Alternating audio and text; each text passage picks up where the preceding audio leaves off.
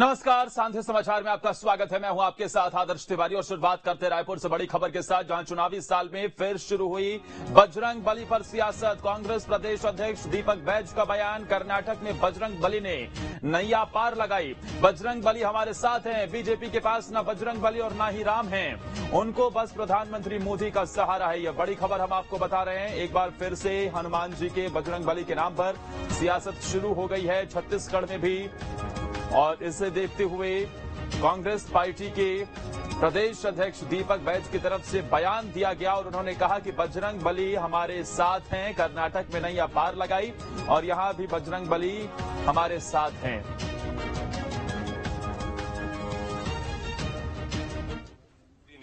हमारा नैया पार लगाया है तो बजरंग बली तो प्रणाम तो करेंगे ही। छत्तीसगढ़ में भी पार लगाएंगे उम्मीद है? बिल्कुल बिल्कुल बिल्कुल। अब इनके पास राम भी नहीं है, बजरंग बली भी नहीं है, तो हमारे पास राम भी है, बजरंग बली भी है। अब उनके पास वो तो उनका एक ही सहारा है, मोदी। बस मोदी सहारा है। मोदी तो देख लिए हम लोग, कर्नाटक में भी देख लिए और हिमाचल में भी देख लिए, अब छत्तीसगढ़ भी देखेंगे। बजरंग बली आपके साथ है? बजरंग बली हमारे साथ है, भगवान राम भी हमारे साथ है, उनके पास कुछ नहीं है।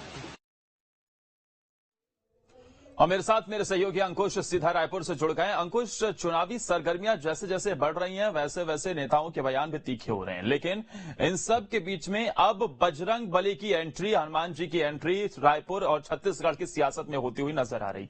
कैसे इसे देखें और क्या इंपैक्ट पड़ सकता है दीपक बैज के इस बयान के बाद? बीजेपी का क्या कहना है अब तक?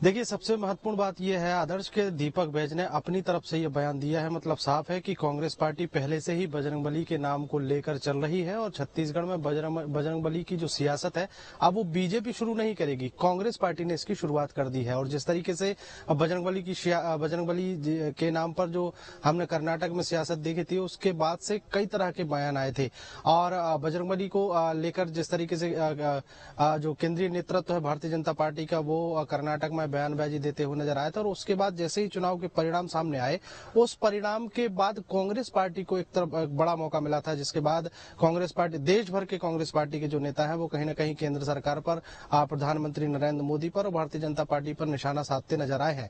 अब अगर छत्तीसगढ़ की बात करें तो छत्तीसगढ़ में विधानसभा चुनाव होने हैं और बहुत कम समय बचा है जब चुनाव की तारीखों का ऐलान होगा। और उन तारीखों के ठीक पहले कांग्रेस पार्टी लगातार तैयारियों में जुटी हुई है, चाहे वो ग्रामीण स्तर हो, चाहे वो शहरी इलाका हो, चाहे दूर दराज के आदिवासी बाहुल्य क्षेत्र हो। और यहाँ पर कांग्रेस पार्टी ने अभी से अपनी अपनी टीमें जो है वो लगा दी है और टीमें लगातार कोशिश में जुटी हुई है कि जो इलाका जो पिछले बार जो कांग्रेस से रह गया था, उस इलाके में भी अपनी पकड़ मजबूत करनी है। अब रही बात छत्तीसगढ़ में बजरंग बली को लेकर, तो कर्नाटक से शुरू हुई बजरंग बली के नाम पर सियासत जो है वो छत्तीसगढ़ में बढ़ती हुई दिखाई दे रही है, क्योंकि कांग्रेस पार्टी के प्रदेश अध्यक्ष दीपक बैज की तरफ से सीधा सीधा कह दिया गया है कि बीजेपी के पास ना तो बजरंग बली है ना ही राम है, क्योंकि छत्तीसगढ़ में राम के नाम पर छत्तीसगढ़ सरकार ने जो काम कराया है वो पूरे देश विदेश में जो है चर्चा में है कि किस तरीके से छत्तीसगढ़ के राम वन गमन पथ से लेकर माता कौशल्या का जो धाम है चंदखुरी,